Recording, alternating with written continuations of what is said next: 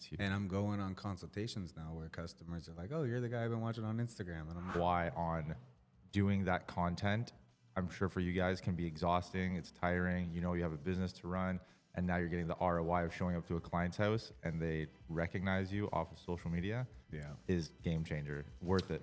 Yeah. You know, it's not about how many you can get out. It's not about rushing through things. It's about taking your time, doing quality, adding value, educating. So many things that, you know, lose us thousands and thousands of dollars. But you know what? You go to bed at the end of the day and you're like, all right, cool. Like, I'm okay with this.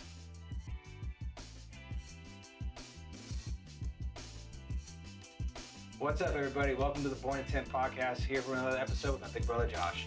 I'm really excited about this one, guys. We actually got Kado, the man who put together the Wiz podcast studio and was running around like crazy helping everybody at Tinner Battles. I'm actually wearing his hat right now. The hustlemotivate.ca is where you can find his stuff. Super appreciative of everything he did for everybody while we were there. This is a special episode for me, but check it out. battles. That's the best way to start this You gotta podcast. say Tinder battles. Welcome. Welcome to Tinder Battles, you son of a bitch. Okay. We've been in this room too much over the last couple of days. It's been a good time. Yeah. Oh, this has been a blast. Very good time. We're very appreciative of you doing all the work you did to set this up because it turned out amazing. Absolutely, bro. I did it all for you guys. Oh, good. Yeah. I knew you guys would love. I knew everybody would love it. Dude, you were in here recording the whole time. Yeah. Well, no, not the whole Well, time. I yeah. had Anel here. He was good shit. Yeah. He was awesome. Yeah. But Yeah. someone was in here recording At all times. pretty much at all times. Absolutely. The volume of content that's going to come out of Oh, this man. room from this event, I can't even imagine. It's going to be a lot of content, and the other social media guys that have been filming for Yeah. us, he just said, yeah, I'm going to send all this content to Eric. I was like, you mean me? And he's like, oh, you're doing all the editing? I was like, I guess so, yeah. Oh, that, So we're going to have a lot of content. yeah, dude, dude. that's going to be, It's going to be like a that's good a month. mountain. Oh, yeah. Tons. You guys know what it's like, though, right? I mean, For the most part. I do like small little reels, bro. Like, let's keep it real. No, I don't. No, I don't know what it's like. No, because thankfully right now what we have with our podcast is literally we have the team behind us, and the fact that what we signed up for and the program we went with was, yes, we have to do the work of finding our guests, kind of figure out what we want to go after, what we're trying to put out there. But beyond that, we sit down, we record, and their entire team Takes care of it. Yeah. puts the podcast together, cuts the reels from it. Now we are in the moment right now of transitioning everything over. To where Right. we're doing everything in house. Like my graphics guy, thankfully for me, all of a sudden, like I completely forgot. He did like 2 years at a college for editing, like Wow. working with Adobe Premiere, and he was like, I can do that, and I was like. What? Oh, you can? Because we already pay for Adobe. We have Photoshop, we have Illustrator. Yeah. We just pay for the cloud. So we have access to all of it. That's right. And then all of a sudden he cut a reel together. He's like, take a look at this. And then all of a sudden, like he started, and I'm going over there, and he's just on YouTube watching video after video, and he's just like, oh, I'm good to go. Like, dude, like I can totally do this. I was like, this is the best news ever. I love it. Yeah, I'm excited because I've been trying to get us to have like a full-time in-house person that Yeah. he's still installing PPF, but like any little space he's got, like he's into it too. Content. Yeah. So he'll be filming you guys installing and stuff as well? So that's what we're working out right now. So as of right now, like how we've discussed it, like he started off with a before and after. Like in my eyes, I look at it like a before and after series. So it's the same shot, and he made a template within Premiere to where like get this shot from here to here, Yeah. here to here before, and then the same thing on after. I can put it together, and then I can reproduce this at like instantly, instantly. I was like, love it. Don't stop doing that. Now our next thing is install. I want an install series for auto, and then I want the same thing for flat. Before and after, install. Right. Same thing. Yeah. And then play that into PPF.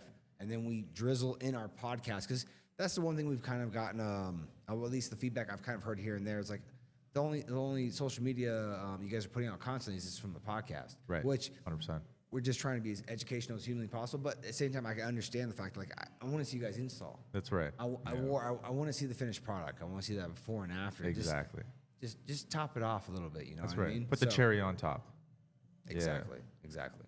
Yeah, so we're always trying to keep adding those extra pieces because, you know, it doesn't end. There's always something else we can add or improve and add on there. But yeah, the strategy we've been doing since we kind of pulled off doing the podcast and getting that together, the amount of organic content we're putting out has just increased so much that our ad spend on Meta is now working really well because the organic stuff that does well crushes as an ad. That's huge. And I'm going on consultations now where customers are like, "Oh, you're the guy I've been watching on Instagram," and I'm like, That's such an incredible feeling. "Yeah," and it's Yeah. like, it's crazy. I've had a couple of them tell me they listen to the podcast, and I'm like, "Really?" Yeah, Like, I expect people in the tin industry. that's right. I didn't think I'd be hearing that yet from customers. Like, it kind of blew my mind, actually. It's a lot like you said about the event where, you know, in the last 3 or 4 days at Tinner Battles, you've gained some sort of knowledge, some sort of trick. It's the same thing with doing that. The ROI on doing that content, I'm sure for you guys can be exhausting. It's tiring. You know, you have a business to run, and now you're getting the ROI of showing up to a client's house and they recognize you off of social media. Yeah. Is game changer. Worth it. Yeah, and I've been doing sales for about a month now, and it's happening to me at least once or twice a day. Like, sometimes it's like 3 or 4 of the 5 or 6 consultations I go on in one day, and I'm just like, Wow. yeah, like, okay. What are you gonna do if someone stops you on the street and they go, "Hey, that's Josh. Can I get your signature?" No, I don't think that's happening. But yeah, it's just cool to see it play out and work because for the longest time, you can see other people doing it and you can see it working. That's right. And it's like, okay, how do we execute on getting it going? And it has been a little bit at a time. Like when we first started really posting on Instagram, I would just post stories. Right. Because I feel like it was a little less stressful. Like it's going to be gone in 24 hours. If Exactly. it sucks, it's gone. That's right. And that got me a little bit more comfortable. Yep. And then started playing around with like copying other people's like reels as far as not straight copy it, but if I see one that's a sound that I like, that's like, Right. oh, that would be a cool sound to have behind a video. I'll screen grab it, bring it into like CapCut on my phone, Yeah. and chop it apart wherever I see a cut, write down where those cuts were, and then I would take the content I just filmed of us being on a job and Paste it in. yeah, and find the right sections of each thing that happened to make it make sense for that Wow. that timing, and then just post it with that sound, and it's like it It took takes off. Yeah, like the first time I ever did that was the first time I had a video like my phone just starts going crazy with alerts because it was like a trending sound of a dude. The sound was like Simon Sinek talking about like lumberjack sharpening an axe. Yeah. And I had my 2 guys do an anti-graffiti install, and it ends with I had one of the guys walk from the window after wiping it off like to the van because once I found it, we were still on the job site waiting for the contractor to come back over to us. Yeah. That like I did this. You watched the video? Yeah. Yeah. While we were waiting for the contractor to come over, I literally went on Instagram to try to find a sound. And the first thing I came across was that. That's incredible. And it was like a plumber, and it was starting to go viral. And that sound was going viral, at Yeah. least. And his video was going crazy. So you jumped on it. Yeah, jumped on it like right then and there, threw it together, posted it. And while we were still waiting for the contractor, my alerts start going off on my phone. And I'm like, what the hell? We It's just like, went viral. Yeah, and that was the first time I ever experienced it. I was like, oh, this is like not as hard as I thought it was. Right? That was the moment where I really started, for like a good couple months, start cranking stuff out like Yeah. very consistently. And then we got so busy that I kind of fell off. Right. That's the hard part is staying consistent, right? Yeah, but the crazy thing is I think why we got so busy that it fell off was because it was working. Right. And like way more You were eyeballs. just like, Yeah. Oh, that's 100% worth what happened. Yeah. It's the fact that it's like, all right, we're good. And then all We're of a busy now. Yeah, like we're really busy now. Yeah. Like, holy crap. We go from here to here, and then you just tap out. Yeah. So like out of this entire thing, the video production, Yeah. all the edited videos that are gonna come out of it, all the podcasts, Right. like I was just telling you this earlier, like coming here, just getting this in with you Yeah. and all the different podcasts we got to record and all the conversations we had and what I learned from the guest and what I've learned from you and Yeah. like seeing how like this setup doesn't seem all that complicated. And you're like, it's really not. Like, It's not. That's huge. Like I learned a lot here Right. over the last 3 days. 3 days. Yep. Yeah, at least 20 to 30 takeaways that is like, it was worth going there just for that. 100%. My girlfriend, she went to watch the podcast or to watch the show live, and she went on the Tintertainment website, And then she saw that the tickets were only like $250 or whatever. She was like, it's only $250 to go to this? I was like, yeah. It's like, why is there not more people that go? I was like, well, it's sold out, so that's a good indication of, you know. But yeah, it's crazy. For $250, you come here for 3 days, and you're hanging out with the industry pros, learning so many things. Oh, fully catered food, all 3 meals, like that genius though, because nobody has to leave to go eat. Exactly. Everybody's hanging out and eating together. Network. The entire event was everybody spent together inside a pretty intimate area that fit. It was like just the right amount of people for the area. Very, very well planned. It was. Everybody It was involved fantastic. crushed it. Like, Yeah. Oh yeah, no. Us being able to record what we were able to record, people we were able to sit down with, and the fact we're walking away with 4, possibly 5 episodes, like that by itself, like that's a day and a half right there. Exactly. And let alone like the people that we sat down with too. These are people that like anyone in town that we're bringing in that isn't an industry person, that's someone I don't necessarily know. Like I don't want to script, but I do want to look into them. I do want to know where I'm going with the conversation. I do want to know where I'm trying to extract as much value. Exactly. 100%. As much value from them as I humanly possibly can. Here, it's like if anyone I can draw into this room, it was from Mike, Patrick. Like these are guys that like I know they're crushing what they're doing. Exactly. Either with Mike blowing his business up, and then Patrick with like literally dropping a product, and the process of going through all that. Like, you can't put a price tag on it. And it gives you a big appreciation too, like you said, Patrick, with the new products and stuff. It gives you an appreciation for how much work goes into not only like having a retail business, but also a consumer-based product that we're going to use. And it's pretty cool seeing the innovation that everybody has. I mean, shit, we literally competed and used Patrick's slip solution that is literally, he's been working on it now for over a year, and he was just like, here. Try this. Yeah, we're looking for joy, and he's like, I don't got joy, but I got this. And we're like, all right, we'll give this a try on the first day. Like, we're just demonstrating. This is the day to screw around with it. And as I'm using it, I'm like, dude, I really like this. Like, I'm not going to switch. And this was day one? Day one. yeah, Really? because we were instructing and we were like, we'll play with it now, and then if we don't like it, we'll just find joy and compete with joy, because that's what we normally use. Right. And every time I used it to do a demonstration, it was like, it slips great, and then it tacks, and it was like, I'm just gonna keep using this. Like, there's no reason. Do you have any more bottles? Yeah, well, plus then I gotta empty my bag out. I gotta refill it up. Hope that I get the joy right, or I might have to mess with it. And it was like, I've got this thing full with plenty of water in it to last me till we compete, and it's working perfectly. So why mess with it? His slip solution product, it comes pre-mixed. So he doesn't. It's not ready to go yet. He Gotcha. had like a little jar of it. Okay. Like, this is the latest version of the Right. base. Okay. So he said he doesn't have fragrance or color or anything in it Yep. yet, but he's getting ready to launch it. Okay. So he's like, I figured it was like ready for people to play with and test. So it's just a concentrate in a bottle. Yeah, And you so- add water. Yeah, so he had a jar, and it looked just like Joy or baby shampoo, same thing. So if anything, like it doesn't sparkle right now. He hasn't necessarily manipulated the color, hasn't put a fragrance It in doesn't have that chemical guy's kind of vibe to it. Well, that's the Smells thing good, too, looks is good. like, it's just like the DSP. It's made out of like all natural Exactly. stuff. Yeah.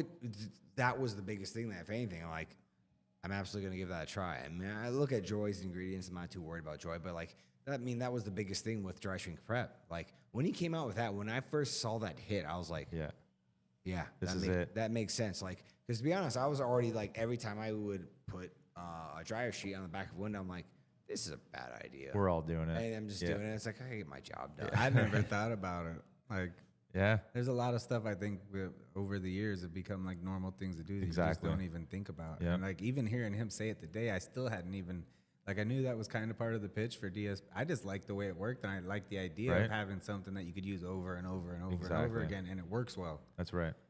I kind of, when he explained that to us today, I was like, Ooh. yeah, that was probably like really bad for us. Not good for me. Oh, Yeah. it's so bad. Yeah. It's so goddamn bad when it comes down to it. So it's like, there's definitely a market for it. We have an entire industry where, yes, you're going to get the initial younger generation to buy into that.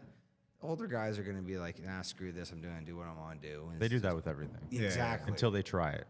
Well, yeah, and until they try it and they're like, oh, it works exactly the same. And then they're like, all right, it costs the same. All right, I'll use it. But then, like, but I will say the one thing you did bring up during that podcast is like, the outreaching effect that he's kind of having, like that keeps growing within our industry. How many people that like technically, literally, is he saving from having cancer? Right.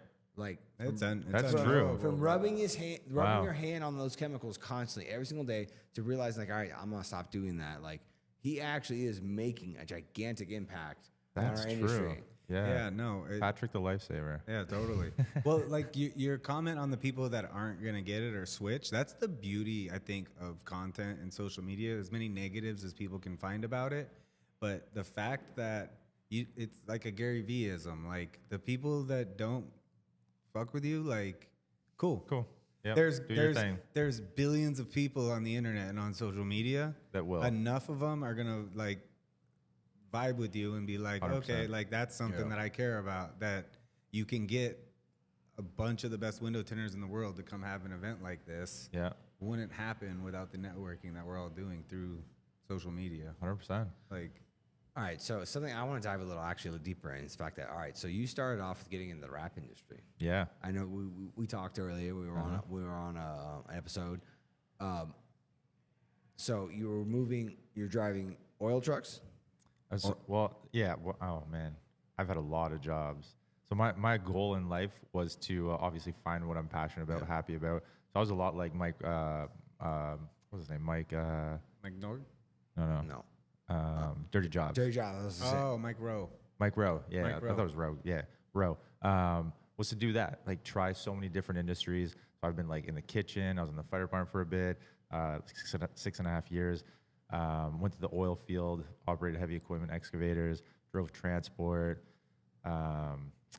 landscaping, roofing. I've tried everything. So one, it gave me a huge appreciation for each one of those industries. And the same thing with all the services we added, right, to the industry that I'm in now, is the appreciation for things. But yeah, so I was super unhappy where I was at West. I was making great money, but I wasn't happy. Yeah. So I moved back, started my business. So what got you into raps though? What caught your attention with raps? I mean, social media, 100%. You know, you're watching content, and there's this guy in Toronto. He's called CK Raps. I'm sure you guys might have heard of him. I think I have. Yeah. I think my graphics manager showed me him. Yeah. So his name's Christian. So shout out to him. He gets a lot of people into the industry by his content and a lot of DIY kind of videos. And I just saw that, got interested in it, and I went online to look for a job. And the local sign shop, they're called Speed Pro, they were hiring in Alberta. And so I went from I was making bank in the oil field. And so I went to there, and I took a huge, massive paycheck cut, like barely paying bills at that point.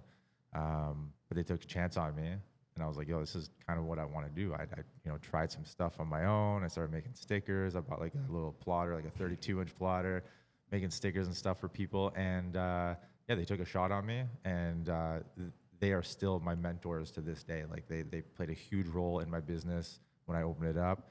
And they invested in training for me. So I took my 3M training in Calgary.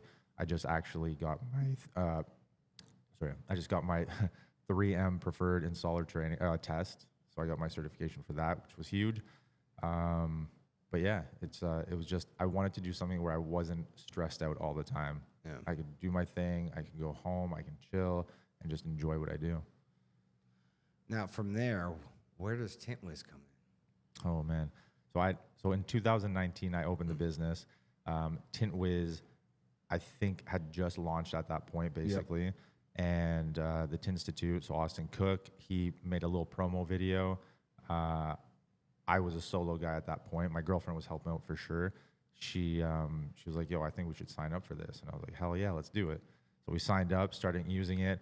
She was messaging, so she was doing admin stuff at that point, and she was messaging Eric and Viral like literally every day, being like, hey, could we have like this kind of button? Hey, can we do this? Hey, this is blah. So she put a lot of feedback into the app as well in the beginning, early stages. And we just grew a phenomenal relationship at that point. And, somebody yesterday said, when they see Eric giving stuff away, they're always like, what's the catch? Like, what is he getting out of this? And he did this consistently for 4.5 years while I was in business, all the time, just gave. And I was like, yo, this guy is like legit. Yep. And I always say he's my Gary Vee, you know, like Yeah. he's like the closest thing to Gary Vee that I have around me. And one day we had a phone call. I think there was something with the app that was going on, and I gave him a call, and we were talking, and then it's like 2 minutes conversation of business, and then we start talking about life, blah, blah, blah, whatever. Where do you see yourself in like 10 years? I'm like, I don't know, like, I guess maybe like training. I like training people. I like teaching people. I love educating people. And he was like, all right, cool. Like, just out of nowhere, he's like, this position doesn't exist. But what if I like offer you this, you travel, you go to, you know, events, you go to shops, you know, this is your salary, whatever. He's like, would you like shut down your shop and go home and celebrate? I was like, fuck yeah, I would. Done. And that night, talked to my girlfriend about it, and she's like, yeah, let's do it. So shut down shop. I think 3 weeks after that, got all the installs I had done, talked to all my clients. I told them, listen, like, any warranty stuff, let me know. Like, I'll still be around. I'll take care of you guys, but, you know, I'm closing up shop, and here are all the people that I recommend in town that you should use. And I'm going to do my own thing now. So 5 months later, here we are. So what was the official title that Eric offered you? Chief Education Coordinator. I mean, he's like, make up a title. Like, do whatever you want. I was like, all right, cool. Love it. I was like, how's CEO? He's like, maybe one day. I was like, okay. We'll start with CEC. So yeah, it's been 5 months now, man. It's absolutely incredible. I never saw myself working really for like another person for the most part, other than if, you know, 10 years down the road. The only person that I think I would ever work for is Eric. And, you know, you guys know that I have a Tintwiz tattoo, right? Yeah. You told me earlier. Yeah. So like and this was before I started working for him. This was like WFCT San Antonio. Yeah. I got it done before then. And so I've always been like Tintwiz, like that's my life. I'm repping my brand, my business, and Tintwiz is the only things I wear all day, every day.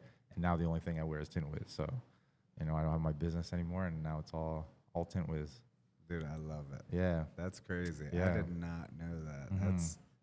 It's like That Gary Vee makes stuff, me, man. Dude, it makes me so happy. But I'm Yeah. not surprised at all, because knowing Eric as long as we have now, like, it seems like something Eric would do. Like, Yeah. especially you're such a great dude. Like, I appreciate it. I know that, like, he sees how great you are and what you do and what you accomplish. Yeah. Oh, and like, the passion behind it yeah, too. Right. And That's how the big. That's the big thing. It's the passion yeah, behind it. yeah, and like the fact that you're into Gary Vee, like, Right. you know, like, Yeah. you, We connect. yeah, Our I think he saw that the business values too is a lot like your business values. You know, it's not about how many you can get out. It's not about rushing through things. It's about taking your time, doing quality, adding value, educating, being a good person. Like, we've rewrapped, like, I'm sure you guys have, like, we've done so many things that, you know, lose us thousands and thousands of dollars. But you know what? You go to bed at the end of the day and you're like, all right, cool. Like, I'm okay with this. 1000%. Yeah. Right. It's tough. It's tough, but like you can sleep with a clear conscience at the end of the day, and I think that's what it's all about. And that's basically what Eric said. He's like, dude, I'm hiring you. Like, we'll figure out the position and what it entails, and we'll mold it into what it needs to be, and it's molded pretty good so far. So Seeing him and Dave at work, that is very, very inspirational. Oh, yeah. Like, the machine they've got going, and everybody's amazing. it's well greased. Yeah, everybody's amazing. Like, Yeah. they recognize the value in people. Like, if you have really good people, Yeah. everything's gonna work out. Yeah, 100%. So that big, a little insider, that big picture we took today. Did you guys notice how I stood at the front? I went out and I stood out front. I might or might not have been standing on the Tinterceptor. I love it. I was gonna suggest it to someone. We man. we both were. I opened the door and was standing in the door, like, above the windshield. Yes. I hopped on the back, and then the Magic was on the front end of it. Really? Yeah, Oh yeah. That's there was all three of amazing. us on there, yeah. Hell yeah. So that was my idea, was to get everybody out there, because there's something happening, and you know, it was directed for me personally to be in this thing, And I was like, no, I want everybody in there. So that's going to be launched in a few months. You guys will see that. Okay. Oh, hell yeah. But yeah, back on that track is like, it's not about, bringing one person up. It's about bringing everybody up, For sure. Yeah.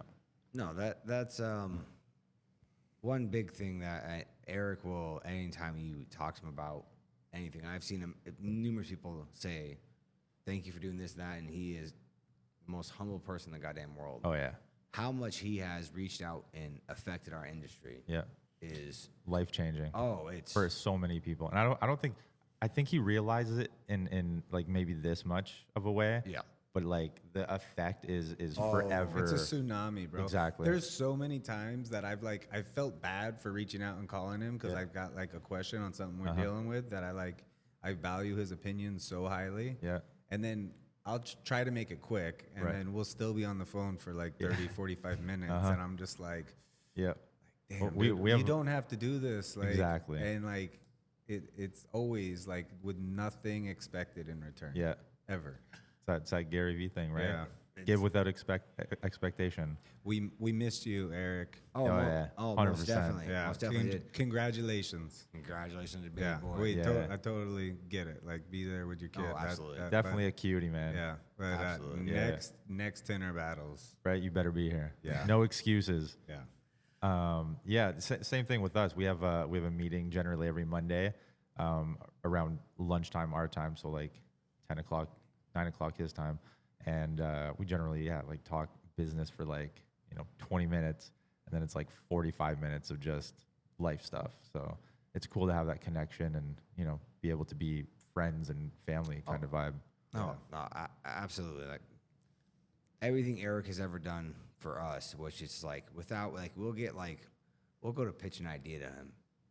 I think every time because like I always have him do it because he was the one that originally met Eric, and like I've gotten better with it because I reach out to him now. But beyond that, to begin with, I always sent him. I was like, you got a better relationship with him. Yeah. It's like he gets like a couple words into what the idea is. Eric's done. I'm in. Right. Don't care. I'm in. Like, let's go. Like, That's it. It's such a cool thing, but it's also there's a flip side to it because he trusts. Obviously, he hires us because he trusts us, or he gets helpers and people that like support.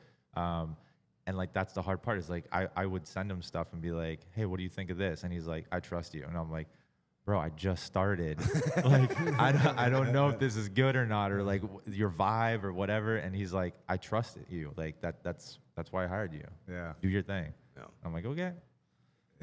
Yeah, it's a breath of fresh air, but it's really cool to see it being executed and being done in a way that and it's working, right? Yeah. Like there's so many cynical people out there that don't want to trust anybody, and like He's not one of them. he's showing that you can do it, and it's actually going to be hugely beneficial. Yeah. Are they turning the lights out on us? We probably No. been in here I don't too think long. so. No, I No. think we're good. Oh, okay. Yeah. No, I thought we were being like hurried. so. Yeah, no. Every conversation I have with him, it ends up being like, well, like, Super beneficial. yeah, and it's always like he takes into account, like, he does ask me a lot of questions Yeah. about my opinion in the situation, and like really wants to understand why I'm thinking the way I'm thinking. And his answer is always like geared towards like, what do you ultimately want? Right. And he's just there to kind of guide you. Yeah. Yeah. I mean, we just recently had. It's about that time, huh? We just recently had a decision within our company where, like, one of the people I want to call to, and like honestly, when it does come down to it, the relationship that we build is like, I call and talk to Eric. And it's not like I am calling just, I want to know his opinion. That's right. He respect it so much. Well, Yes. That's what it comes down to. So much. The advice he's given us, I mean, before last year and a half, so before my dad was even out of the company, Yeah. he was already telling me and him, like about a year prior, like, you two need to stop installing. Right. You need to start running your company. You need to grow the like, business. Like, I understand what you guys are saying and what you want to do. To do that, you need to stop tinting. Right. Stop tinting, work on your business. Facts. And we oh no, 100%. And we kind of like, okay, all right. And like we slowly were doing a little bit here and there. And then when my pops unfortunately my pops dropped out, it was like, all right, we got into it. We put ourselves into doing everything we possibly can. And then it finally gave us a realization like, hey, like, no, we actually need to step back. This is it. And start running our business. Like the last year and a half, my installations, because we can track it through Tintwiz, have like dived 75%. Really? And yet, thankfully, our numbers and everything are still where we want them to be. So it's like, okay, we're doing something right. Yeah. That's amazing. He didn't know that until I brought it up on a podcast. I was like, really? Yeah, I was like, actually, you tinted like 50% less last year than the previous year, and the year before it was the same thing. Really? Yeah, so I was like, And you're making just as much. yeah, but he's doing a ton of work. It's just that he's not going out on installs. Like the amount of tasks that he's closing in Tintwiz daily is that volume has gone. It's good. That's gone up. Yeah. The important stuff. That's gone up. So much fun. Yeah. do you like doing the running the business versus installing? I do. I do. I would be lying if I said I don't enjoy it.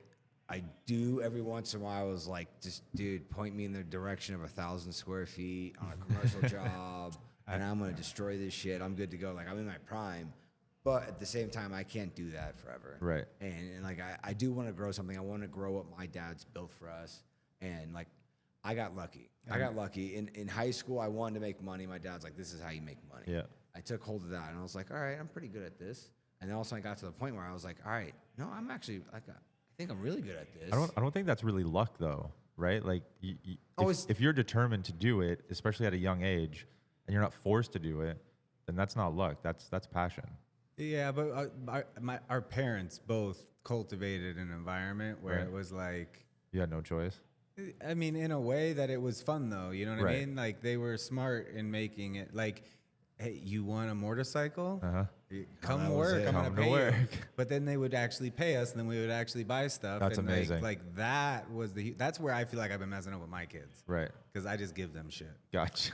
And none of my kids can tend, and I've got a 15, 14-year-old, 13-year-old that they should be tending right now or coming in and doing something. They don't have the same respect for money that you guys did. Yeah, growing but it up. was like when we grew up, it was a small little thing, and Yeah. like there wasn't extra money for daycare or whatever. So after school, we were at the shop. Right. On the weekends, we were at the shop, and like once we got a little bit older, where we could be helpful, it's like, well, here, I'll pay you. Right. And that was it. Worked. And we also didn't have social media back then either. Yeah. So you guys were, Yeah, what there was else am I nothing going to do? There was nothing to do anyways. I might as Exactly. well, and it's fun. It ended up being something fun that I enjoyed doing. Yeah. Like when you finish tinting a car and you're like 13, Satisfaction. and you're like, I did that. Yeah, and I'm it's getting paid this yeah, much. It's a customer's car. Yeah. Like how cool. 13. Yeah. Oh yeah. Easily. Really? Yeah. Oh, first house I tinted, I was 14. No way. I got my dad left me in the house. I'm pretty sure he told the people that were there I was 16 years old. Just watch them. Yeah. Really? I looked like I could pass when it came down to it. I Like, got my the driver's job done. I got my driver's license. Yeah. That summer, I was driving our big ass box van we had at the time. Oh my God. With one of my high school buddies that I played baseball with as my prepper. Wow. I would show up on residential jobs and tin people's houses. That's incredible, man. What's crazy to me is I cannot believe people allowed me to come in their, To go in their house. and I can't believe that he was sending us like that. But It was a different time back then. well, then, But it's probably like been a huge part of our success over the years because those customers, like I'm sure, got more work done. Like, oh, yeah. well, beyond that, it was the fact that how we walked into the job, the confidence of we knew what we were doing. Exactly. That was our life. Yeah. Like we knew everything about it. So I've come to realize in this industry, when you are able to talk to someone about it, and as long as you can be confident about it, and obviously spit the actual facts about something, you have someone. You're 100%. good. You nailed them. Yeah. Like, you're good to go. Like I got lucky in the fact that my dad had a business, and then he's like, you want to make money? This is how you do it. And then I started doing it. I got lucky. And then beyond the installation part, I got lucky in the fact that moving on to like actually running the business, I do enjoy it. Like, of course, there's stresses. Yeah. Any person that says there isn't stresses, There's something wrong. please tell me what How you're you're doing it. That's right. I want to know. Yep. But stresses are going to happen. I got very lucky. I'm very blessed that I fell into the scenario that I'm in right now. Yeah. Very, very blessed. Good. You know, when it comes down to it. And like to me, it's pure luck. And you deserve it too, though. You guys work hard as hell. Thank you. Yeah. Take it. Like you guys have created something that, when I competed at WFCT for my first time at San Antonio, like you guys were the guys that I was looking up on video and like, yo, who are these guys? Like this is crazy, man. That feels so weird. I feel like Yeah. such an imposter. Yeah. Like, no, I just feel like, you know what I mean? Like, yeah. especially coming in these things, it feels kind of awkward sometimes. Like people are coming up to me and I'm just like, hey, you're that guy. hey, trust me, it could be you. Just stick at it, man. Like I lost at WFCT way more times than I've won. Right. You know, like I just kept going. Yeah, but it's and who you are. I had a good day. It's Like who you are. Day one. Yeah. Day one, I had a guy walk up to me here, and he's like, I follow you guys. I watch your podcast. Yeah. That's why I got into tinning. No way. And I was like, I still Done. That's was just weird. like, there's no way It's that he's weird. messing with That's us. huge, I man. felt like he was messing with no, us. it's not. You're thinking of someone differently. Oh well, Yeah. it's person. still. I It's talked to like him that again. just even if it's I can't believe that's Yeah. real. Well, 'cause we- believe it Well, because well, I'm telling you, man. like, Beyond the fact of getting into tinning because of us, the fact that like he's like, I'm watching you guys' content, and he is from like literally 2 hours from here in Yeah. Florida, like the opposite side of the country. Like Yeah. I'm like, all right, that's crazy. dude, I had that at Tinner Battles, Amelia Island. Some guy came up to me. He's like, "You're that guy from Canada, eh? Like you I see your content all the time." I was like, I literally told him, I was like, "No, I think you got the wrong guy." And he pulled up my account, and I was like, "Oh shit, okay, no, that's me." I was like, "Oh my god, man, crazy." It's a wild time we're living in. Is Cody Yeah. waving us off? Yeah, I think I think we got to pack her up here. Dude, You want to come in? Yeah. All right, David's coming in. All right, we're gonna be here for another 3 hours. Yeah, let's do it. Hell yeah. All night.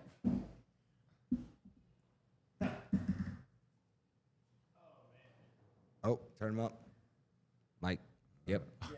That's an error. All right, one there sec. you go. There's the mistake of the There we evening go. right there. Let me Yeah, adjust the 1000%. camera. There we go. We're, And we lost him. Hold on. yeah, he quit. We'll I be mean, right that's back. usually what happens when I Oh, usually did get it? to the scene. Someone's like, "Yeah, I'm not doing this. I'm out." Has it not been recording the whole time? Oh, it's been recording. Dude. Don't lose The- energy the on me audio- now. the audio- We're just getting started now. I just got to the table, so you're gonna have audio's another gone. level of energy. The camera wasn't recording. The audio's gone. These mics are broken. This is broken. No, I'm joking. It was tuned in for Three of us. three of us. So Oh, we got it. gotta Thanks get for this letting me guy to the in here. table. Then I appreciate Hell it. yeah. Little snippet. It's got like half of my face. All right, welcome. It's a good to thing David somebody Carroll, noticed. but you can't see him. Oh man, Bro. What how did I are jump you, in on? How are you still up, bro? I'm just getting started. Yeah. I mean, there's still a few hours of stuff left to do for me, and this is. I mean, I think you got to witness it. It's just something that we live to do. You know what I mean? It's in your blood. It's the same thing we do every day for a living. It's like, you know what it's like. 9 o'clock at night, you got 6 windows left. Screw it. Just get the do 6 it. windows over with. Don't go home. So Yep. I mean, this is the same approach here. I mean, you got to have that Yeah. drive and will to do it. Exactly. When you have a passion for what you do too, it's a lot easier. Yeah, I don't know if I call it a passion or a sickness. I mean, I don't know. You can call it what you want, but I think it's more like an addiction. I think. You know what I mean? Yeah. Yeah. The late nights finishing a job, like every tinner has been doing It's this a long different enough vibe. has experienced that. Oh, absolutely. Yeah. Yeah, the funnest part for me though is like whenever it's funny how things pop into my head. It's like you get locked in the building, right? You can't go out or something like that, and it's like, damn it, I'm out of soap. Here in the restroom, like pumping the hand soap into a bottle. Hey man, you got to get it done when you got to get it done. So Absolutely. I think that's what high level tinners do on a day to day basis. It's not really the standard stuff's not a big deal. It's just how you put out fires, right? Like how you pivot in a situation and problem solve. I wish people understood that more about really that's what we're doing on a day-to-day basis. We're playing Tetris and we're solving problems. 100%. Tetris on level 90 though. Oh, All day, every 1000%. day. Yeah, that was a cool highlight in this whole experience, seeing the really seasoned veteran guys, how versatile they were. There was a bunch of people that were like in the top of almost every single division because they've been doing it for so long. All of those little things we come across like day in and day out that are curveballs where it's like, oh, I've never seen this before. Deal with like, it. Been doing this most of my life, and I come across that stuff all the time still. And it's like years of accumulating those extra experiences. It's happening less often now. But like when you have that experience, like, okay, I've done this before. I feel like it's happening just as often. You just know how to deal with it. Yeah, And maybe- you don't even think about it now. I'd agree with Maybe that. that's what it is. Yeah, I mean, if you're like me, you talk to the window and you're like pissed off about it, and you say a few curse words. No, it's And then it's instinctive. reflective, so you're looking at yourself and you're like, ah. I can't tell how many times a homeowner's been to me or even a building like, who are you talking to? And I'm like, you should leave now. It's your time. No, when it comes down to it, installer wise, what makes a great installer in my eyes is the person who can deal with the one-offs. Exactly. Like you have to be able to deal what's being thrown at you when it comes down to it. Like it's like you gotta get the job done. That's right. Like if it's from tinting to PPF, anything of the sort, that pattern is either you're tinting a door and the pattern, it doesn't matter what program you're using, it's just didn't line up. Either your machine jogged it, whatever it is, you lay it and the gap's not right. You have to be able to bump that up, shave it.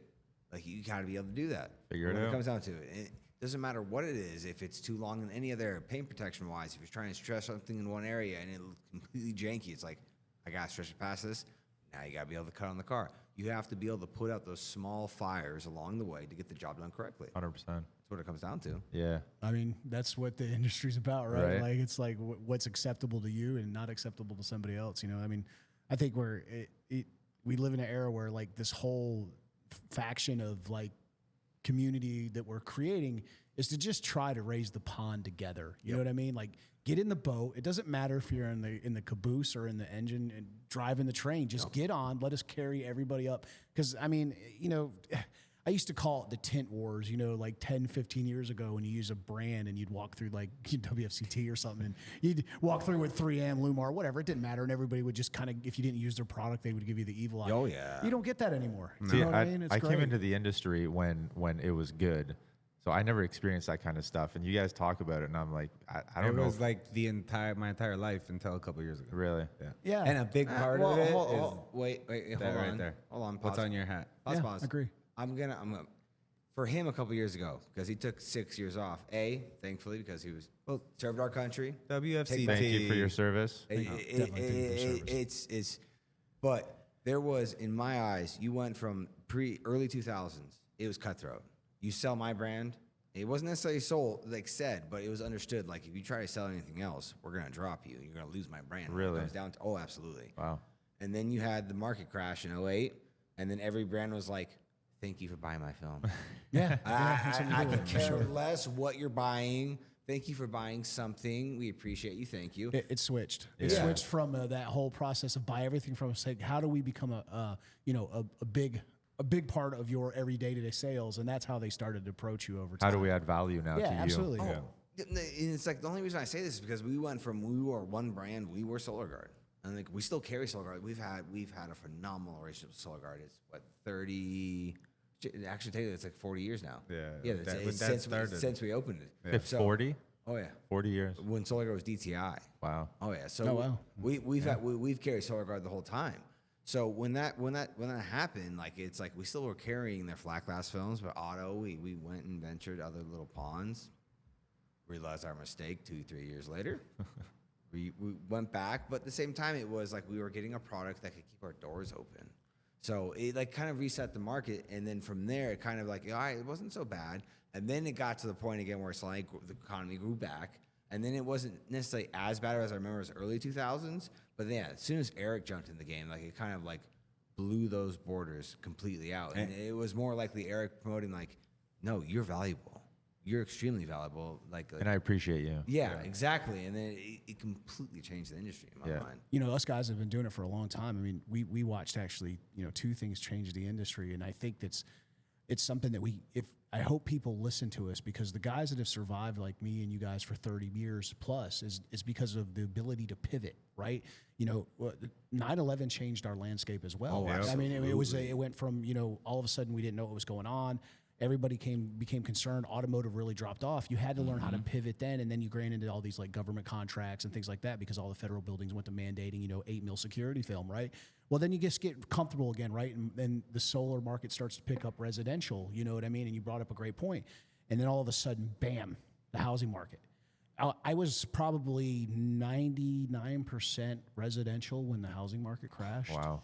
And, you know, it went from, I mean, and I'm not the only person in this boat. I relate to so many guys that were around at that time. And I was like, you know, what do we do to pivot here? Well, I mean, if you didn't know how to pivot into commercial, that was the only time I can really say I saw a lot of shops kind of just go away. I mean, they came back eventually. They regrouped. They had a job or something like that. But they did not pivot into commercial because they didn't know how to pivot in commercial. So the guys that made it during that time period, and I know that you guys did a lot of commercial as well, was the people that were able to pivot to that. And I hope everybody always pays attention to this. Probably the biggest amount of value I can give anyone that's ever going to listen to the next thing I'm going to say. If the market changes, it's not dead. It just went in another direction. Exactly. Go aim for that. Because during that market crash, what happened? We saw all these like solar credits come out for all of a sudden LEED was a huge thing. USGBC, you had to join these groups and they wanted LEED points. And then all of a sudden the federal government started giving like mandating things for, kilowatt per hour credit depending on the state you were in. Wow. And there was a lot that you really had to jump into to stay alive. Because if you were in just pure auto or residential, come on, man. People that were living in $400,000 or $500,000 didn't have enough money to change the tires on their car. Yeah. That's how you would know when you'd walk up to a house for an estimate back then. I would just look at the tires on their car. If they had bald tires on their car, I was like, I wouldn't understand why I would be there. Yeah, really, it was almost like the qualifier. It was really a strange time. So we pulled back, and I just said, you know what?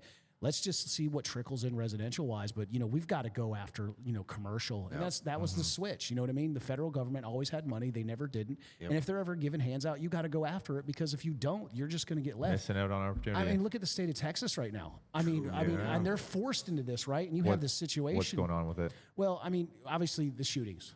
Gotcha. Security film. Yeah, security film on every school mandated, right? Yeah, absolutely. Really? Mandated. Yeah, absolutely. Yeah, the state government voted it in that they've got 4 years to put security film on every school in Texas. So the last thing I heard, and don't quote me, I could be speculating, is you had 12 months to sign a general contractor or a window tint company to hold the contract. They actually, what I thought I heard was they had 18 months originally to get every school in the state of Texas done. That's insane.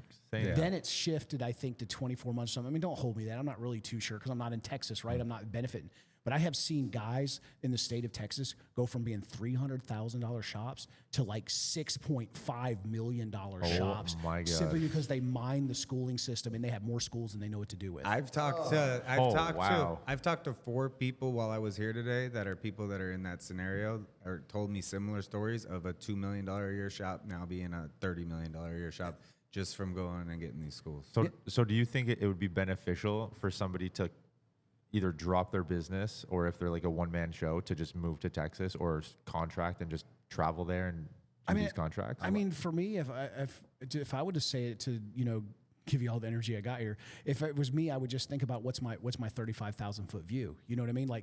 I think we live in such a reckless and unpredictable climate that we can't predict 2 to 3 years anymore.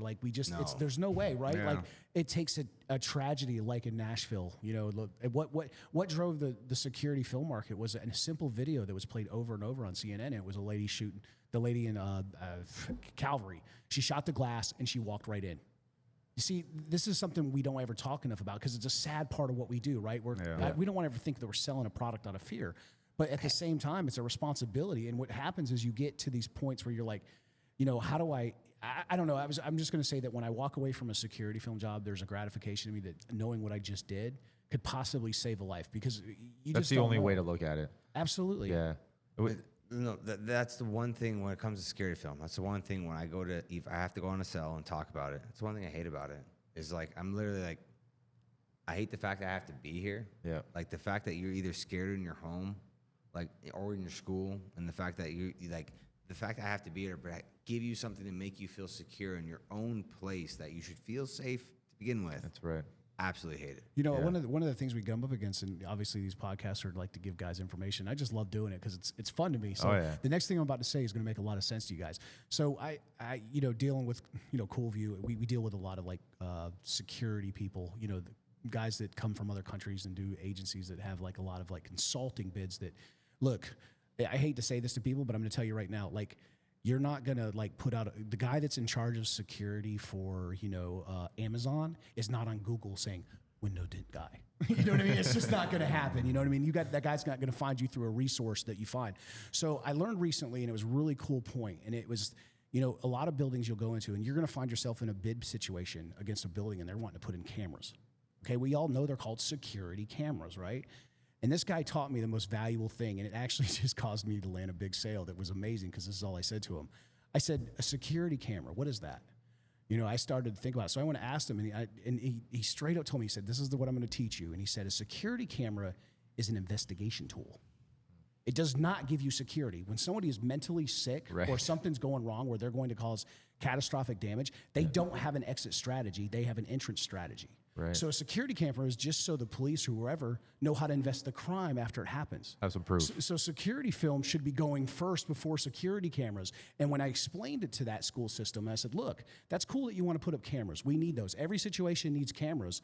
But at the same time, if you just want to investigate a crime, great, because that's really where you land in that. So just a little tidbit of like how to position yourself against one of those tougher clients, because you know you go into those situations, and the hard part about school systems and things like that is beer run. No, I'm good. Is that you have like 2 or 3 people that'll always have an opinion. You're not dealing with one direct source unless it is the security agency that's making a suggestion. But a lot of times now we find ourselves like dealing more with the churches. And it's really trickled down now, and there's always a lot of people with their, I guess, good way to say it is their fingers in the bowl. You know what I mean? They get to make a decision. So you got to come with the ammunition to actually have the conversation and say, like, think about your layers of level of security. So, I mean, if you want to hear this, I'll be glad to tell you about the approach of what it says that the approach of a shooter does, right? So it's all about momentum. So they say that after studying all the tragedies and things like that, every situation has been because of momentum. So they'll come and they'll write up this plan, or they'll devise it in their mind and how they're going to do it. And they'll like, okay, point A, I get to the dumpster can. Point B, I get by the door. It's always a back door. So whenever a school wants to put massive security on the front door, they go back and find me. And there may be, I'm not saying there's not, but I'm just saying that's not how a sick individual thinks. He's not going to just walk through the front door blasting. He's going to come through the back door. So, you know, you have to really, really understand that once they get their momentum started, you're not going to stop them. Right. The momentum is everything. So whenever you run into a situation where something causes a mentally sick person or someone's on that mission, you know, it is a death mission, and they get there, and then something causes them to have to problem solve. Okay, that 45 seconds is the greatest confusion of their life. Because their momentum is stopped. Right. And that's what you have to focus on. You have to walk into that situation. It sucks because every time I go to a school or I talk to a church or anything, I'm like, all right, let's go out back. And I got to tell you how I'm going to walk in here and kill everyone. It's a sad, somber thing, but you have to take that extremely serious. This is not saving your couch. This is not saving your carpet, your wood floors, you know, slowing down this, that. This is like, if you're going to get into the security film industry, and really be successful, you have to go to every single one of them, be dead honest, and say, okay, if I wanted to kill you, this is how I'm going to do it. Yeah. Yep. I mean, it's crazy, but I mean, it's the absolute truth. It's dark, but it's the truth. Yeah. Absolutely. One thing that is crazy to me, being in Canada, is we don't have, you know, the shootings that you guys have. So hearing people like Cody Becker being, you know, busy all the time, like his business is basically security film, is mind-blowing to us. I mean, it's good for business, but yeah, like the behind part of it, of why it's there, is just it's crazy. Yeah, the theory is the sale model on it, and I guess you could call it that. Is, I hate to say this, but as you know, I get the question I ask is, are you going to feel safer tomorrow than you did today? And there's not a person in this room that said say yes. Right. And that's the sad reality we live in. Yeah. So hey, you know what? So we have an opportunity to make a difference on a high level. So that's kind of how I've flipped my mindset. Instead of thinking it's like, I can't believe I have to sell these people this because of the somber situation that could happen. Now I look at it as more like, okay, I get to make a difference in this community and cause something that could save a child's life. And that's what gets me past it. And you know that you're going to do it properly. You're going to lay a to spec bead, and it's actually going to work, because we've all come across seeing other people's work on some security film jobs out there that it's like They cut corners? They put some clear silicone on here. Yeah, Really? That's why they're checking more and more now to make sure you're doing it to spec. Like, because there's people that'll run a bead that's like, I've seen at a school I went to recently to go do some auditorium windows. Somebody, I don't know who, put security film on their windows, and I noticed that there was like a dowel attachment around the edge of these windows, and it was a tiny ass little bead, and the gaskets were still in. Yeah, you're finding that a lot. And it was like, sad. I had to tell them. I was like, hey, like I don't know who did it, whatever. But if you guys paid, is this security film on here? And the lady that was like in charge of taking me to go look at the area I was gonna do was like, yeah, that company that did that also did these other windows, which are just solar control, and it's a whole wall of glass in a music room. Right. And we just had to find something to match it. It was a dual reflective, but I showed it to her and was like, this isn't gonna work. Like, It's one thing this that- is not to spec. It's one thing to tint a car and like have contamination or you know have a gap or something, but like if you're gonna do security film, then do it right or don't do it at all. If anything, I would say like even when it comes to a car, like you are 10 times worse putting security film on improperly than it's like here's a ceramic film and then you put a dyed film on. That's what I'm saying. Which Yeah. you're completely screwing your customer. Yeah. But with the safety film, it's 10 like. You're trying to tell that customer, like, I'm going to provide you with this sense of security. Yeah. It's going to fail instantly when That's you try right. it in. You know, I've had that conversation so many times. Here's the situation that you run into, right? So I'm really proud of the International Window Film Association lately. They've started to really dive into like what the industry standards are. You know, I guarantee the problem is there's so much work of it out there to do that we can't educate the installers and the masses fast enough, or the techniques are the proper way. You pull the seals, you put 4 plugs back in, you put backer board in, and you know, you can't have a compressed, you know, caulking system. It needs to be at a 45-degree angle. You know, that's why Chuck Cochran's so amazing. Like he's really going to battle for us on that aspect. Yeah. Talking to him while he was here and watching his demonstration was one of my huge takeaways. We're sending one of our lead installers to go to his course in May. Like, we already told him like he's going. Who has those special tools? Chuck Cochran. Is out? Yeah. He's the man. Those look incredible. He's the man. Yeah. One of the more enjoyable things was the fact that I got to compete against him. His son. I was very excited about that. Compete against him, his son. Like that last heat of the team battles was fire. Was awesome. Oh, it was great. It was the fact that we were in it. I'm not trying to go about myself, but we were in it. But you had Bruce, you had Chuck, and you had Chuck's son. Like, And Chuck's son that was took Chuck's home. son. Took home some second place, third place. Third in the place. flag Yeah. class. Hey, I Flag just do class. commentary. That's amazing. I don't know. Third place in the commentary. No, but and then you killed it, man. Like Commentary was great. As I was watching, and even while competing, like your guys' commentary was awesome. Oh like, man, that's Carlos. I'm just bouncing off Carlos. That's all it the is. bounce back It and takes forth two. was Right. perfect. It And you, takes like, two. That's right. There's something special when two people are working together as good as you guys were, and it was really fun to watch live. I can't wait to go back and watch the footage of it. Yeah. Right? I'm looking forward to it. Oh yeah. Don't say that. You know you got it. No, it was really good. It was a man. great time. I mean, it's an honor when you. I mean, now that we'll shift out of this drabid security film. It's an honor. I mean, I don't think people realize that. Like, you know, somebody would look at me and go, like, "How are you still up?" Like when I first walked in, you know, like I've literally slept. I think, you know, 7 hours in 3 days. You know what I We've mean? barely You know, slept, and we're just here to kind of goddamn be here. And Right. We've barely slept. Like, oh my god, I can't imagine. You know, we have an obligation to you. You know what Exactly. I mean?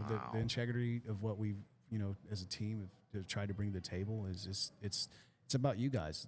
We've believed this since day one. You know, we created characters and stuff like that, but it's never been the intent. The intent was to make the tinner the star. I mean, you're an artist. I mean, you know, me talking about it does not make me anything Without the people.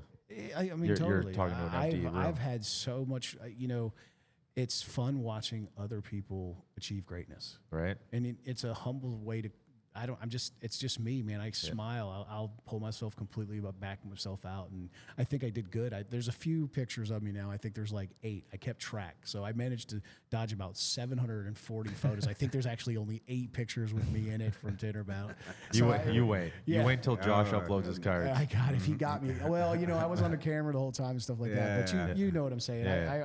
I don't want to be me or Carlos. I mean, but we're such on the same mindset. You know, we want to put together perfection. We don't want to be front and center. We want you guys to be front and center. Right. I mean, this is what's fun for us. You know But what the I mean? people. You guys did an absolute amazing job. Yeah, I appreciate it. I This was was blown this away. was a Appreciate blast. it. This was a Blown blast. I'm so happy that we came. Like Awesome. what we were able to draw from everything. Of course, we wanted to win, but that's not always gonna happen. Like You win in other aspects. No, yeah, we Oh, did we win. won, and we won in won. so many other aspects. It's unbelievable. Yeah. Right. Like it's I could care less. I mean, you want those belts. Yeah, but They are flew nice like belts. that. yeah. No, I but care like less what about you were it. saying, watching other people's, like even for me, like yeah, I wanted to win. It would be nice to win, but watching those guys win tonight, I was so extremely happy for them. You're I still was- a part of it. Yeah, I was telling them when we just had them in and talked to them, like I know what it feels like to win something in the industry and like be proud of it and like how good it made me feel, and it makes me so happy to know that they're feeling like that right now. Right. You know, like. Dude, that's so. I know how good that feels, and like I'm so happy. I intentionally asked both of them. I said, "Are you guys flying?" And they were like, "Yeah, I'm flying." I said, "So in 21, I had the auto belts, right?" And it's funny. I'm walking through the airport with it, you know what I mean? And every little kid's running up to, which wrestler are you? Which one are you? And I'm like, can I get your autograph? So it was funny because I asked him if he was flying back, and with that mohawk. Yeah. Dude, people are going to think he's a professional wrestler. I said, Oh, please, absolutely. please carry that belt through the he airport. will. You're going to make so many kids happy. They're going to Yeah. look. They're going to start looking at their phone, trying to figure out who you were. So you know what? It's. I don't know, man. It's just the gratification just spills over. You know It's what an I mean? incredible experience. Absolutely. I couldn't have been happier to get my ass kicked by a better person. And him and his kid, Marcus's kid, like the connection that they have when he won, like his kid was like tearing up. Yeah, Like yeah. that's We've seen amazing. that in everyone. You know what I Yeah. mean? Somebody gets really emotional. I Yeah. mean, it's you can't put a price tag on it. It's pride. Yeah. I can't wait to bring my son. I'm pretty sure I'm certain I want to bring my son next year. He's 5 years old right now. My wife sent me a video because I'm gone, and he wanted to see me, so she threw one of our episodes of our podcast on. He went into his room, which he loves. Like he loves doing like kind of karaoke and like performing. He went and got his mic stand, his mic, put it in front of the couch, got his little laptop out, and sat there and was doing his own little podcast. And she started recording. She sent it to me. I was just like, You need to oh post my that. god! Like, and it was it was so great. Like I was watching it, I was just like, Done. I couldn't be more lucky in the fact that like how he wants to follow after that. Like it makes me so happy. You're good Oh, he inspiration. I'm loves telling coming you, to the right? shop too. When he's in the shop, yeah? he's having a blast. Yeah. I've posted him a couple times, like even like working on a clear brow. I was doing a Yukon, I was doing a mirror. I was like, here, stand here, squeegee like this. And it was already done, but like I squeegee it, I posted it. I was like, Awesome. I've Did got no you- problem throwing my son out So, there. I'm a total typical tinner, and I just tinted the kitchen windows for my wife right before coming here. Really? I hadn't 4 tinted them. I years, hadn't tinted them 5 yet. years. I've heard this story before. But I knew I was coming here, so I decided to surprise her with I cut the patterns and brought it home one night. But my son was like all about trying to help me, so I took some pictures with him. That's squeegee amazing. in. You know what that sounds like to me, though? That sounds like a situation where the wife had been asking him, and he knew he was coming here, so to keep Yeah. his ass out of hot water. That's right. 100%. I had to get a little bit of extra bonus with her before I Some left to brownie come points. here. All right. Well, on that note, guys, I got a lot of work alrighty, to do. yeah, I well- appreciate you having me on for a few minutes, Well- and you guys are blessed, and I'm blessed for having you here. And thanks, Kado, for everything you do. Thank Eric, you. Thank you. Just hey, keep enjoying the moment, and I'm sure after what I saw today, I know you guys will be back. I know yeah. you want them belts. I get it. We will definitely be back. If anything, I'm gonna take the spot. Actually, it'd be a perfect spot to wrap this up. Actually, Yeah. thank you guys for coming on. The conversation Absolutely. was amazing. Yeah. We will definitely be back. There's no doubt about that. We'll definitely be back. Thank you for everything. Thank you, This guys. setup has been amazing. Beyond all of the content we've gotten, just the information we got talking with people, the fact that we were able to set up here, shoot numerous episodes, the value of that alone, you just saved us like at least 2 or 3 days. Amazing. Back at our shop, that it's like didn't matter what any of this cost, it's paid for, and then some. Like and beyond 100%. that, beyond that. So Awesome. thank you guys That's so much what- for coming on. I appreciate you. it. Yeah, thanks for I having was me. gonna say that's without all the other cool video we're gonna get out of Right. him over the next Oh, I can't wait. probably handful of months. I'm Oh guessing. yeah, I yeah. can't The next year we're set until can't next Tinner Battles. Yeah, man. let's go. Yeah, Thank you. I just want to say thank you to you guys and everybody here. I want you guys to keep killing it because you guys are all inspirational, 100%. Oh, Yeah, thank you. I love you guys. Thank you. Subscribe. Hey, you guys know how this works. Hit a button, man. Hit a button. One of the ones that plays noises. I can't fight. All right. You guys know how this works. Subscribe, follow along, all platforms, comment, share. We appreciate everything. Thank you so much. Until next time, have a good one, guys. Bam. What a good ending, dude. That was really good. That's it.